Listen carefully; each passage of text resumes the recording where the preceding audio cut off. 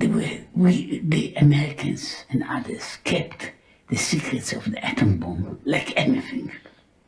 People were incidentally what I call executed for revealing some bits of this knowledge.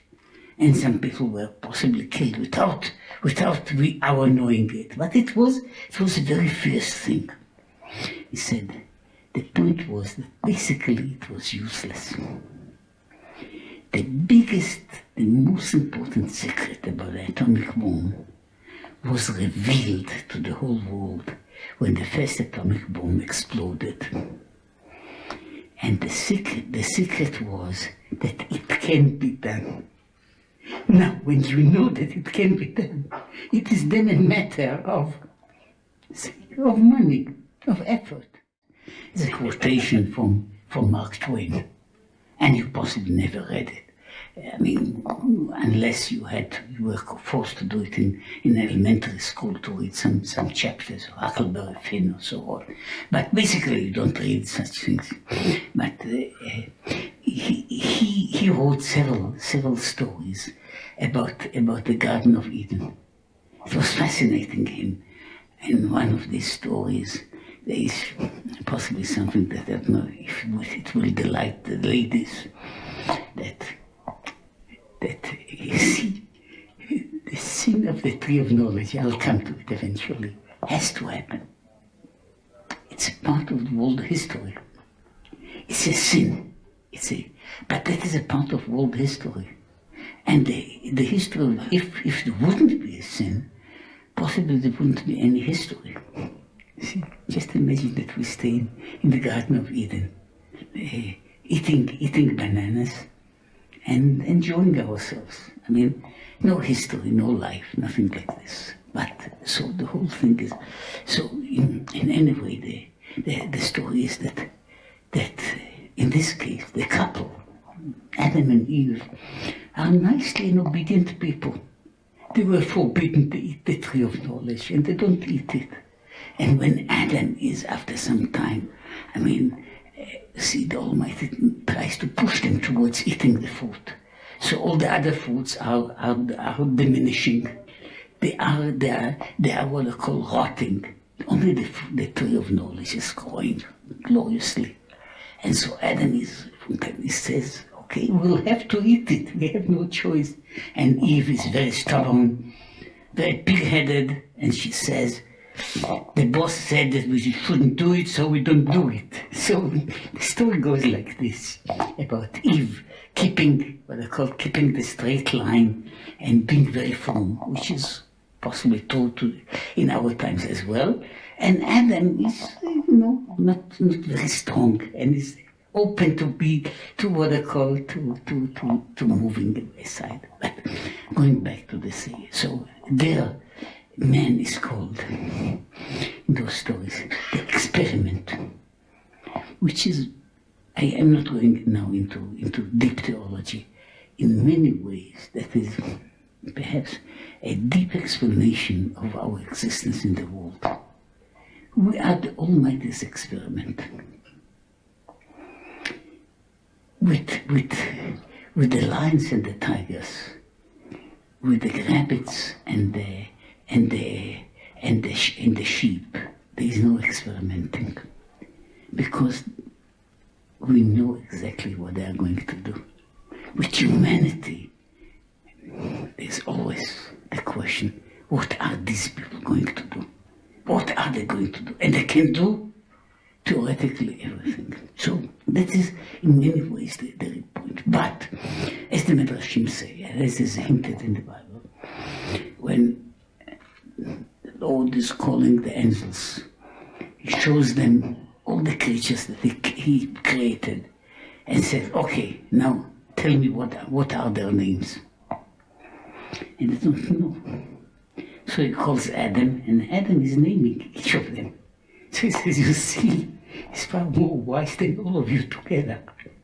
So in that sense, Adam and Eve are not idiots by any means. They are perhaps, as it is written in many books, they have higher intelligence than anybody since then had. In fact, we say that, well, only Mashiach will be above Adam. But so Adam is the highest measure, made not only full, what I call in the full size and in a complete form, but also with a mind that is superior to anybody, and with possibilities of growth, which angels don't have. So, what does it mean that he needs or doesn't need, or there is the tree of knowledge? Where does it come? If he doesn't have it, he surely has knowledge, lots of knowledge. On the other hand, there is the tree of knowledge. Now, first of all, let me just say, which is basically the basic answers. If you read the Bible carefully, you see the tree is never called the tree of knowledge. Just so. It is always called Etz Hadat Tovara, the tree of knowing good and evil. Now that is a very different concept. It's a very different concept. Knowledge can be, I can know anything about the world, about higher mathematics, about what I call, about music in the highest level, and about the movements of things in the world. This is things that I know. Knowledge of good and evil is a specific kind of knowledge, which is not a part of general knowledge. It's a specific kind of knowledge. If I would give you some kind of an example, which is in many ways, I suppose, a true one. It would be that Adam and Eve are like child geniuses. They have a superior mind.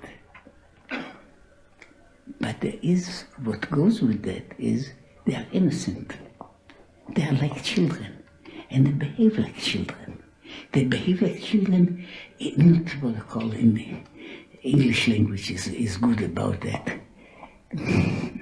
They're not childish, they are childlike. There is a distinction like this in English. You can look it up in dictionaries. So they are childlike because they are innocent. So of course they are naked, like little children are, and they don't feel any special reason not to be like this. And they do everything in the right way because they are in many ways children.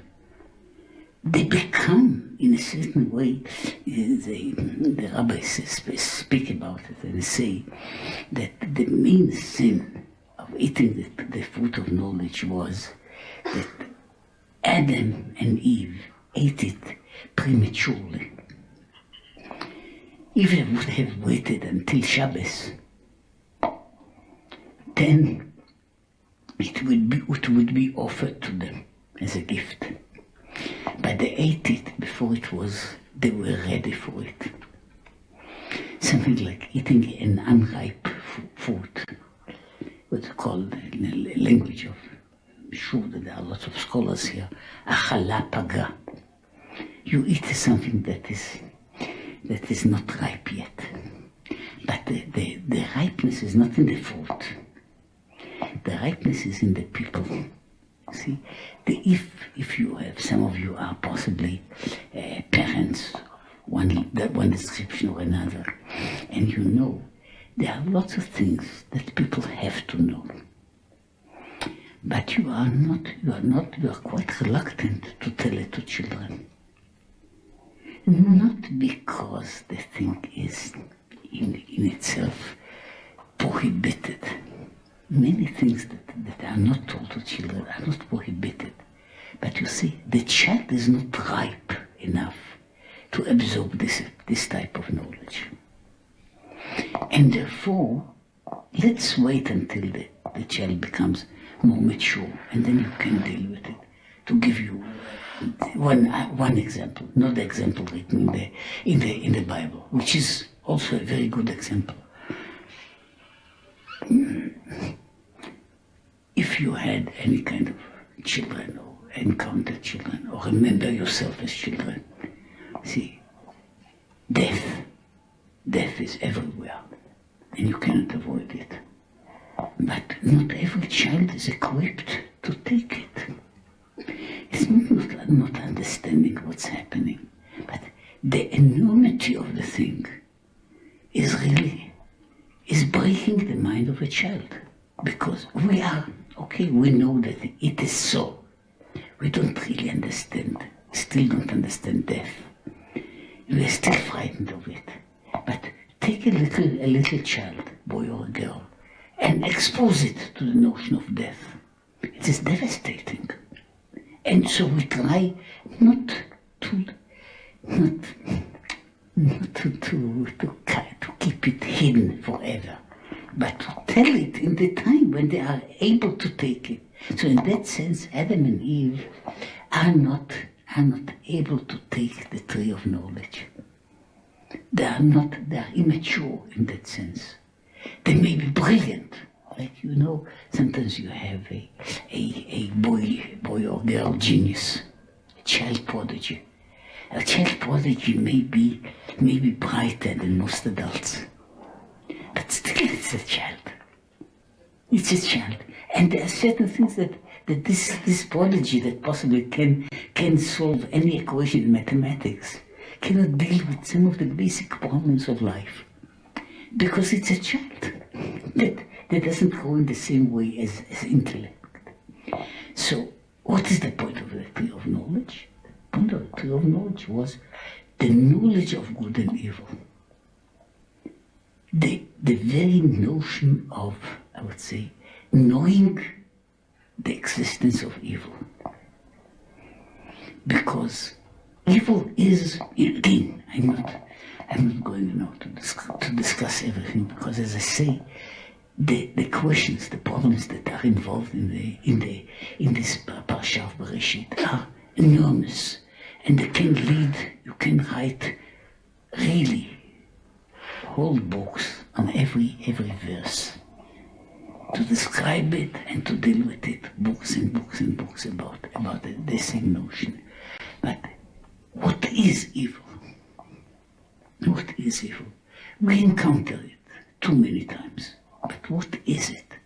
What is it? Is it something that exists in itself, that has independent existence?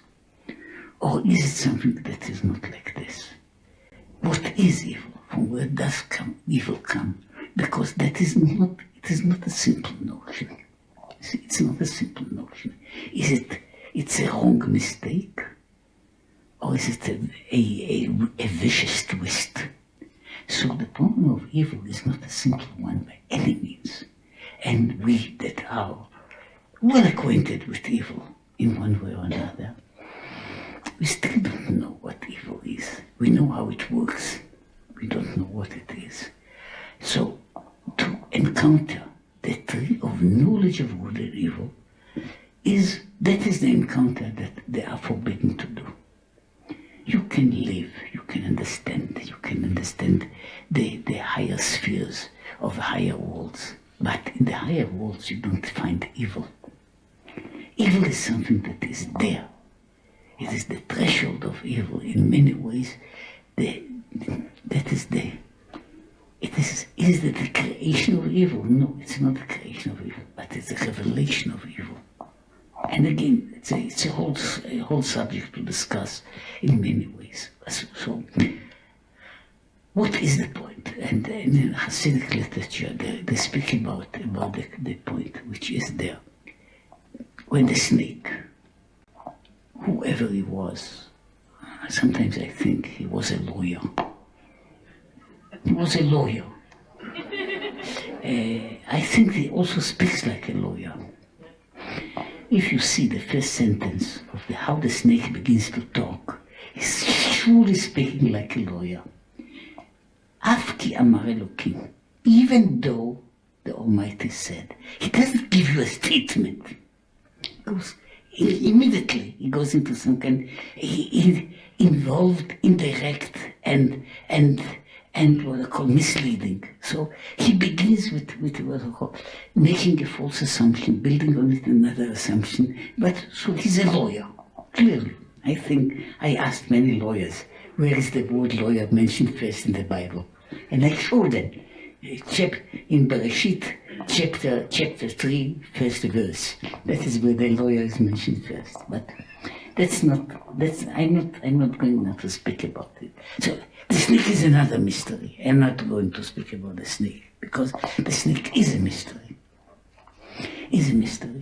But anyway, the Chazal say that the snake is one of those who spoke the truth and got punished for it. The snake didn't lie. The snake told them the truth.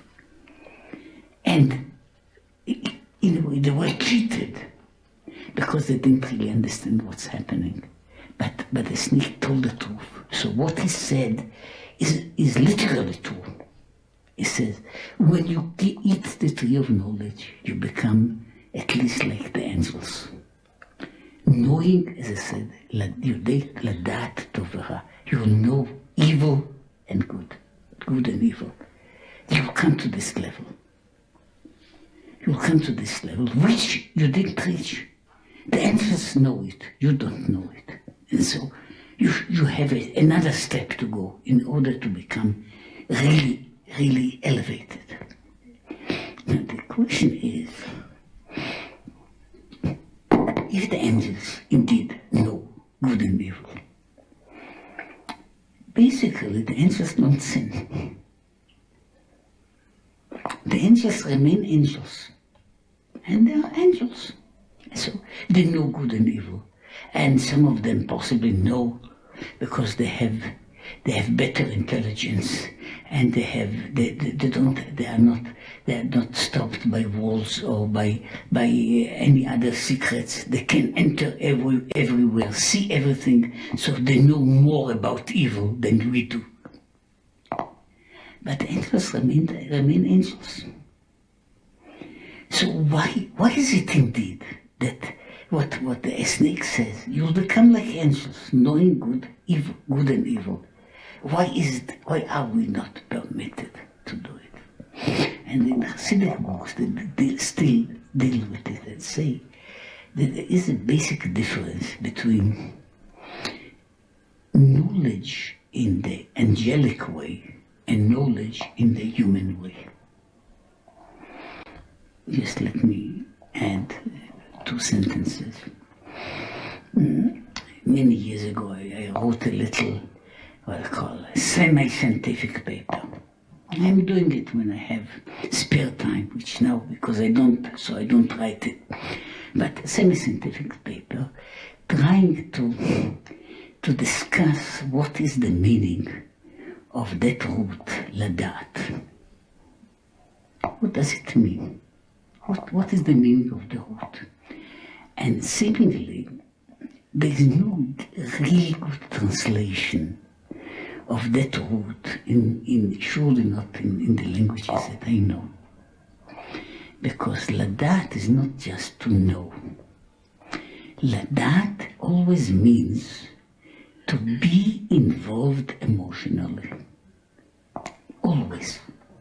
And sometimes, ladat, to know, is more emotional than anything else, than rational. But always, even when it deals with rational issues, it's always rational issues that have some kind of an emotional impact. Now, that is, I'm not going, some of you are possibly great Hasidim, and you know, which is, it's also one of the things that when you learn Hasidus, and you never learn enough, but you have, when you speak about the Sfirot, you speak about the Sfira of Chokhmah,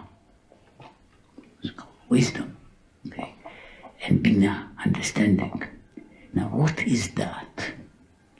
we say that that is the key to our lives. But what is it? What kind of a quality is it? And this was a question that, again, I recommend you some reading. Hopefully, you may try it.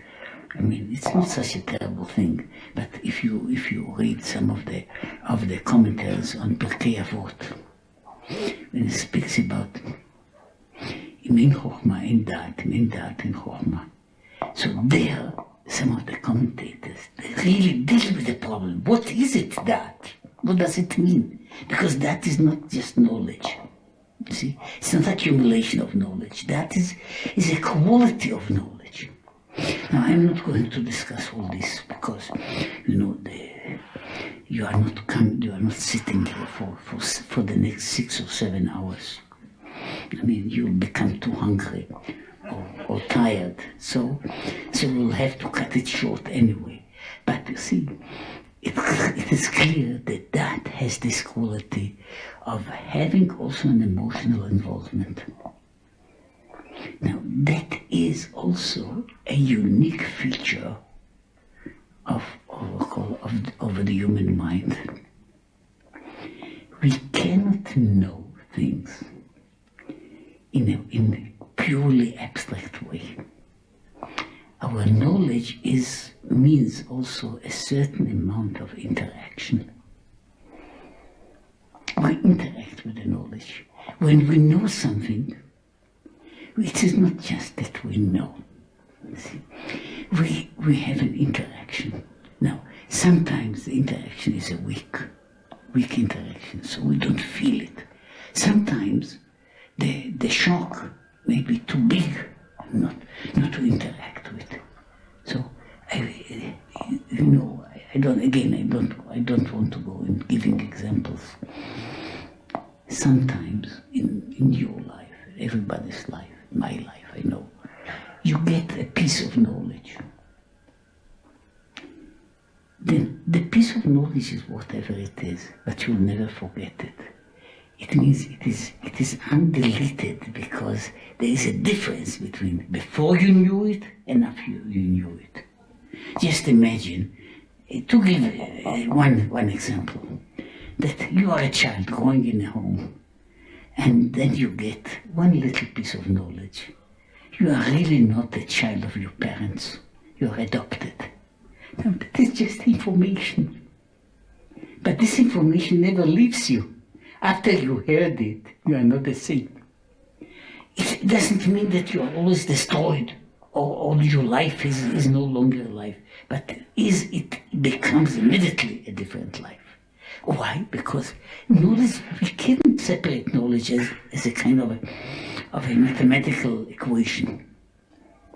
That is, in a way, knowledge. I don't have to act to it. Most of the knowledge that we have is something that we interact with. Now, that is the point about the tree of knowledge. The angel can know about evil. He knows about evil in the same way that I know about triangles. Or about mathematical, about Fourier's formulas. It is knowledge. It is just pure knowledge. It doesn't mean it's a triangle or a square. That's just that something exists. But this knowledge is the knowledge that is not like this. I know about it and I immediately interact.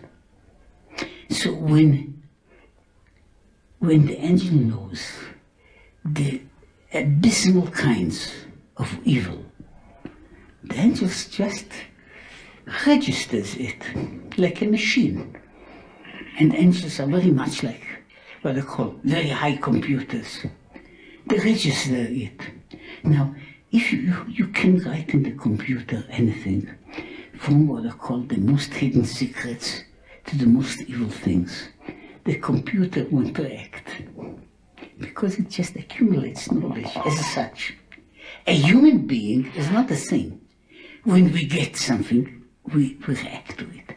So So because of that, we become like angels, knowing good and evil, but we can never stay at the same place that we were. Once we had it, it is a way that of no return. I know about it. And when I know about it, life becomes very, very different. In fact, that is a real cut in life. The cut is, now I know evil. I know evil in the sense that I'm interacting with it. Now, at what level am I interacting? Even in a more superficial level. I mean, I'm not going to try it. I'm not going to do all these things that I know that can be done. But I know they are possible. And knowing that something is possible for human beings is a huge trigger. There was once a scientist who was incidentally a Jew. He didn't show much of his Jewishness, even though he knew that he is Jewish, and even wrote a book or so that at least reveals that he knew that he is Jewish. Norbert Wiener. Norbert Wiener was the man who created what's called the science of cybernetics. And possibly his name is not that famous, but he was essential in creating the world as we know it now. But anyway, he's writing there about something which is an important notion. He was, as a scientist in his time, against keeping scientific secrets. And he said most of those secrets cannot be kept, and there's no use in keeping them. And then he says something very interesting. The Americans and others kept the secrets of the atom bomb like anything. People were incidentally, what I call, executed for revealing some bits of this knowledge. And some people were possibly killed without our knowing it. But it was a very fierce thing.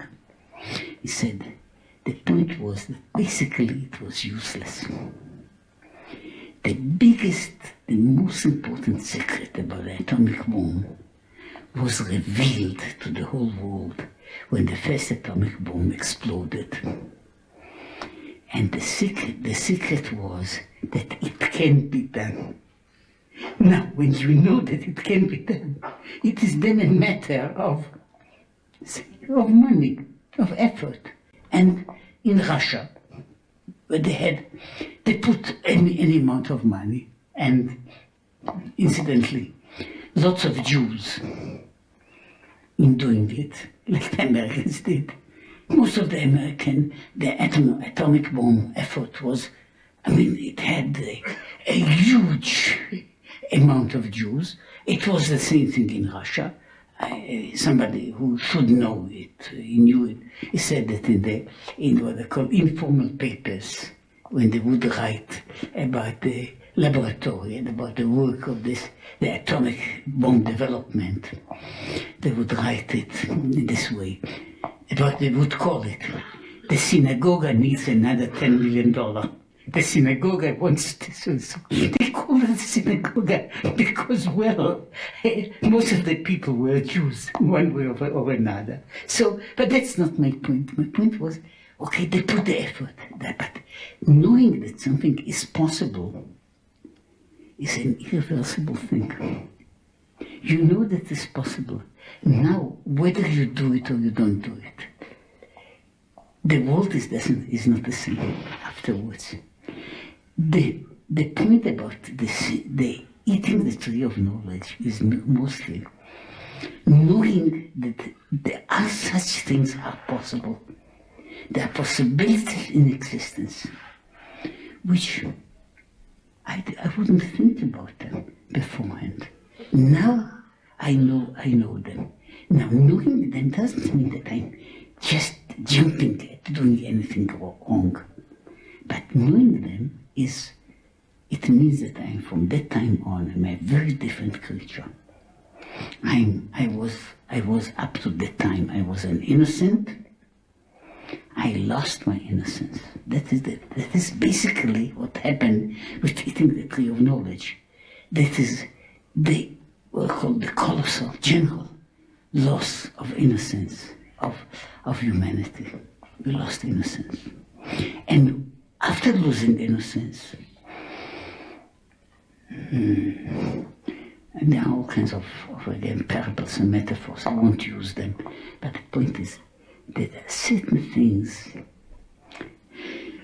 you can repair them, but you cannot undo them.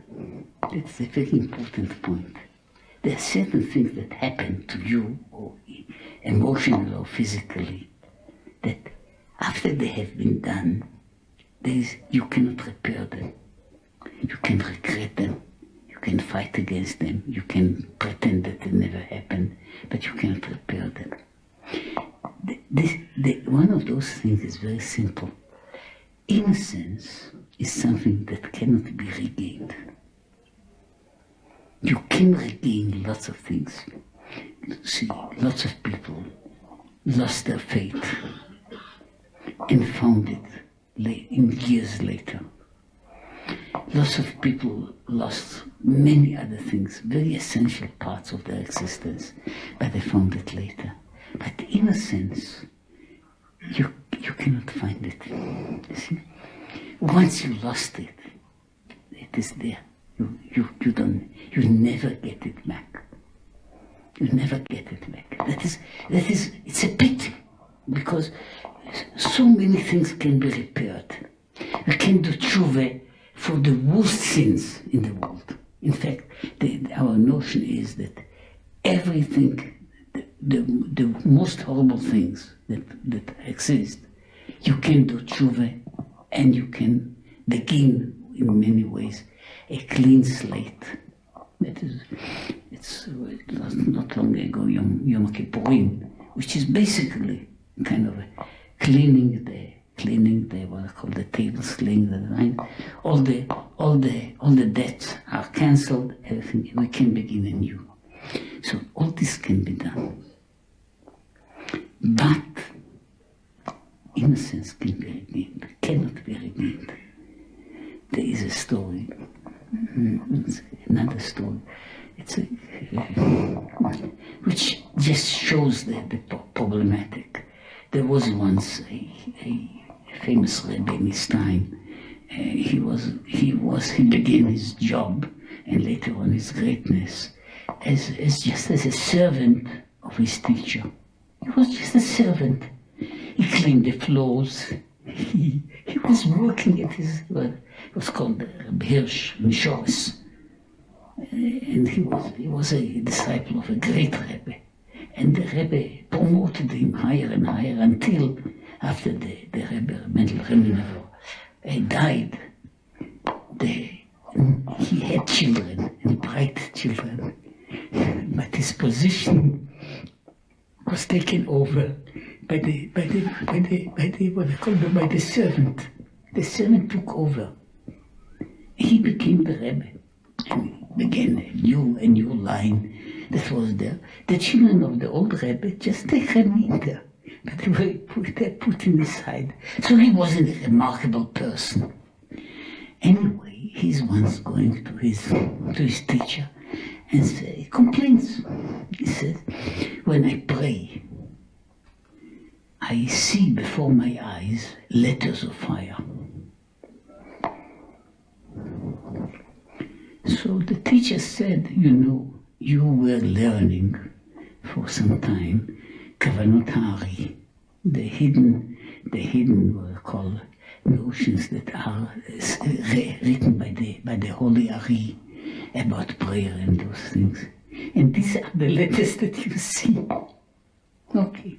But he said, but I want not to see them. I want to go to continue praying as it was before that. So the teacher said, to know the Ari as well as you know, and not to see the letters, is a much higher level that you can achieve. See, that's what I'm saying. It's not just, see, once I gained it, see, the letters are there. The letters are there. I cannot, so to say, I can pretend, of course. Innocence there's pretended innocence as well as many other things. That's not pretense. We are speaking about what happens is you cannot regain it. It is something we speak about. What is the notion of Ishtam? Ishtam, about Jacob. Are there people that never lose their innocence? Are there such people in the world that will be angelic in the way that they can see things, know about things, and not get involved? Possibly not. See, so that is a real question. But anyway, the sin is there in going into a way in which we can have, you see, the history of the world, history of humanity, changed drastically from that point on. From that point on, we have to deal with evil.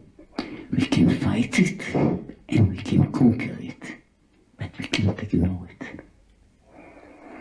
I know there's American politics tries to ignore evil, and they find out that you cannot ignore it. You can just pretend. That's easy to do, but you can't ignore it. It exists, and as it exists, it's a new way of life.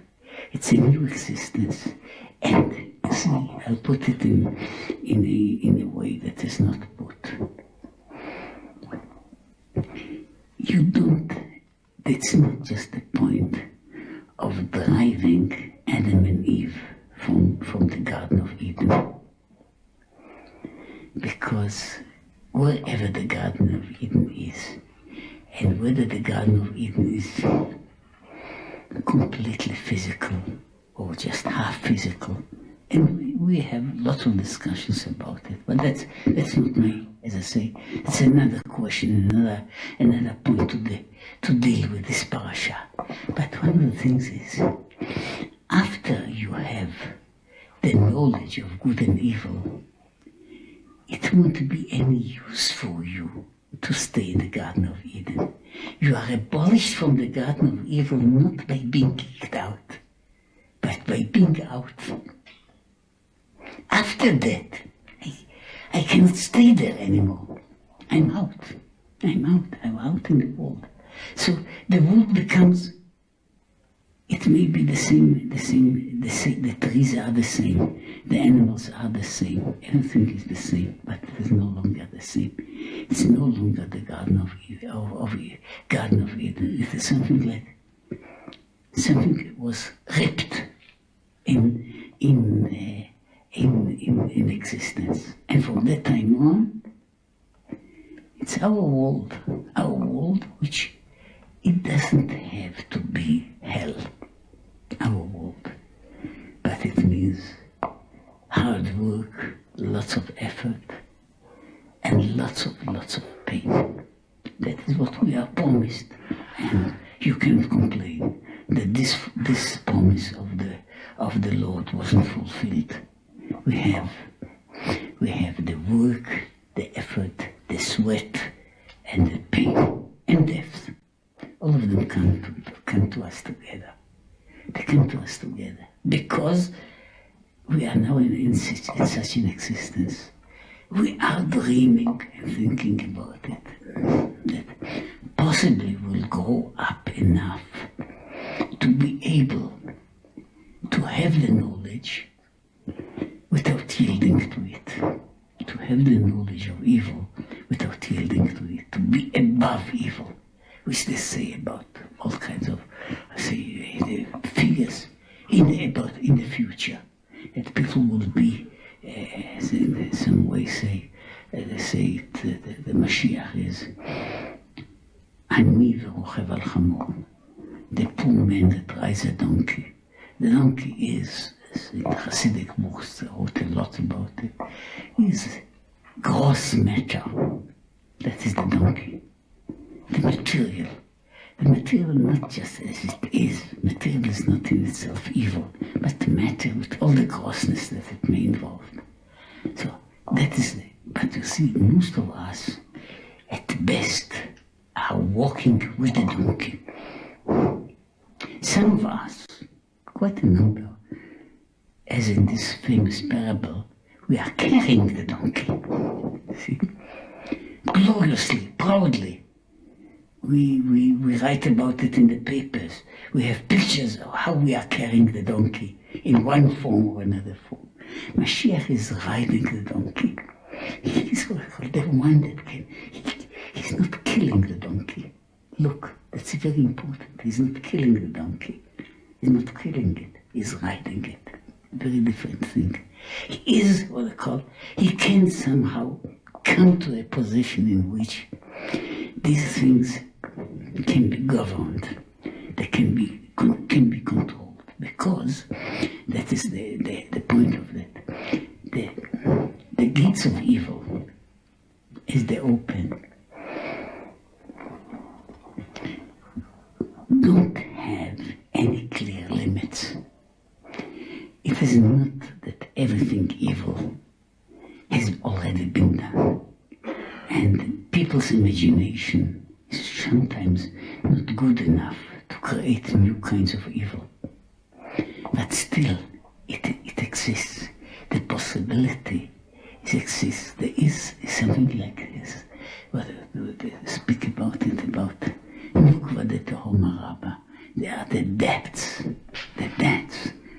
of how deep can you fall and how can you go into it.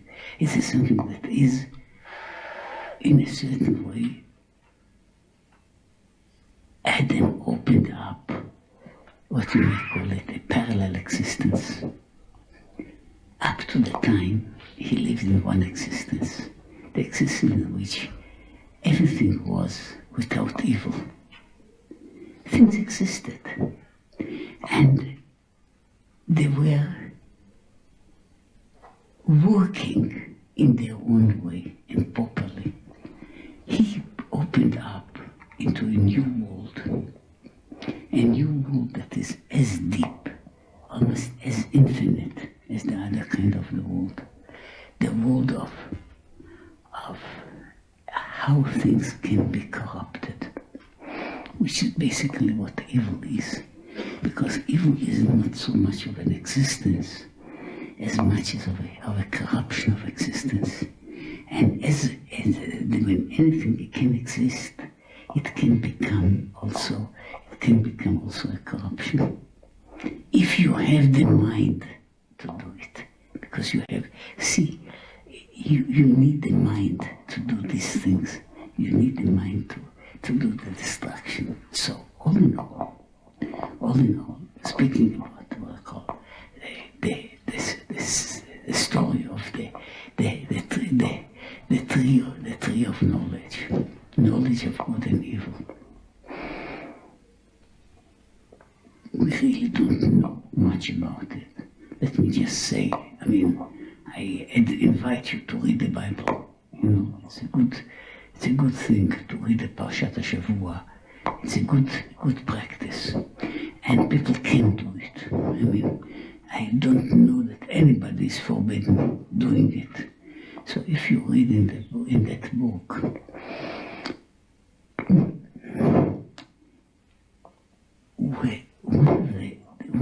one point there is that, in a strange way, the tree, what's called the tree of knowledge, and the tree of life are at least very close to each other. It is written, there is the garden, and in the center of the garden are these trees.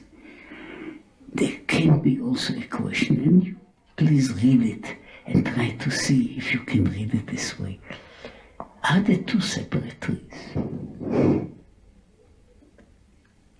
Possibly they are branches of the same tree.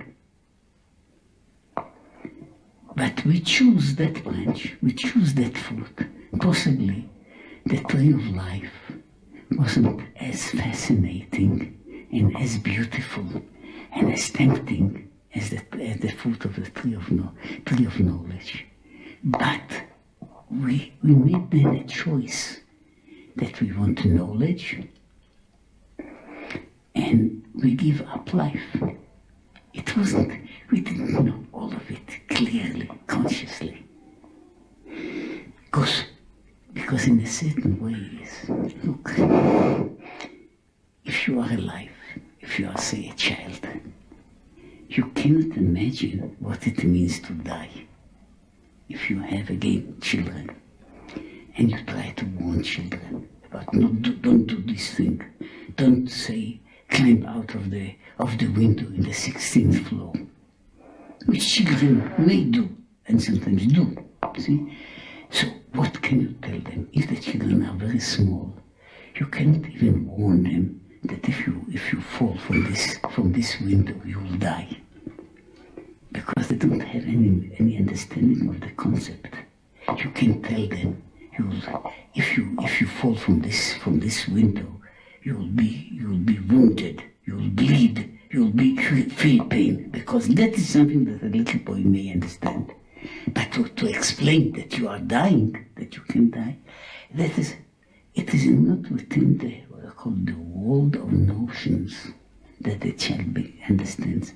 In that way, when Adam is told that when you eat from the tree of knowledge, you will die. But as I say, he's an innocent. He doesn't know evil. And it is a wood. It's a wood. And so what does it mean for him? Very little. Very little. When he faces it, and facing it, and Parshat Bereshit has enough of points of facing death in one way or another. But when you face it, it's a new revelation, and you have to deal with it. We are, in our lives, we are taught, or we encounter it. But look at Adam living in the world that goes on existing. So possibly also in the Garden of Eden you can scratch a knee. It's not written that you cannot. You can scratch a knee, but you cannot die. It is not there in that universe. But when you open the other universe, the universe in which things are no longer stable, there is the corruption, the change, and therefore also death. See, incidentally, is one of the things, I'm going to finish immediately, but one of the things that rabbis dealt with was, can we understand about even theoretically an existence of an undying creature? An undying creature, because theoretically, according to some philosophers in the past, anything that is made of separate things has eventually to collapse. It may take a long time, but it will collapse. But to give you just one example, just to think about, I mean, I hope that you'll have possibly, if you want to dream about it, at least you can think about it. See, we have in the real life, in our life, we have a process which is an interesting process. It's not a simple one. We have a process of healing. Healing means that it's not only a one-sided, what's called in physics entropy, that things have to diminish, because in biological world, we have the whole world of biology works against entropy. It's a mystery for physicists and for other scientists, but it's a mystery, which is, even though in the world in general, things are doomed to die, to decline, to diminish. Living things just do the other way around. They begin from small kernels and they become big trees. Now the question is, Does a tree have to die? You know, this, one of the things to say in the praise of America. See, in New Mexico, there is a tree. Little tree. I saw the picture. I didn't have the honor of meeting the tree personally, but I saw the picture. It's a tree which is called Metushelach. They call this name. They checked this tree. The tree is more than 4,000 years old. It still bears fruit. It's a small tree, which means, okay, the tree seems, if there won't be any disaster, the tree may go on growing because the power of growth is in a way taking inanimate material and creating it, building it, while all the world is going on the way of this destruction. There is a power that is building things, creating things. So we have, again, some of you may be interested in it. There are lots of people, thousands of people who are scientists, are dealing with the question, why do people get old? Why do things get old? Most of the answers are not good. They basically say that some of the mechanism, the self-repair mechanism, goes wrong. But that's a kind of a circular answer. You say that why is a person getting old? Because the repair mechanism gets wrong. But why does the repair mechanism gets wrong? Because the people become older, or creatures become older, or trees become older. So the question is, there is a big question, the real question is, say, is death inevitable? Surely there are questions about old age. Is it inevitable? Or is there a way of dealing with it? See, one of the nice questions that was spoken about, and again I'm just throwing some ideas at you, is that they say that until the time of Abraham, nobody got old. Because becoming old is a kind of a malady. You don't have to have it. So Abraham asked for a special favor to get old, for whatever reason. So he got it, and he left it for everybody else, this nice gift of getting old. But you see, the point is it necessary? So, let's say in the Garden of Eden, did people have to become older? We say that Adam and Eve were created as everything else in the height, in the prime of their life. I mean, so they were both of them. They were not children. They weren't created as children, but created as full, flourishing, mature, physically mature people. So, possibly they could have stayed like this forever. Even from a, what I call a biological point of view, that the virus of old age wouldn't penetrate their world. And so it would be a world of going on, of growing and growing and growing. And when I say, incidentally, just let me finish with the parasha, last parasha that we read.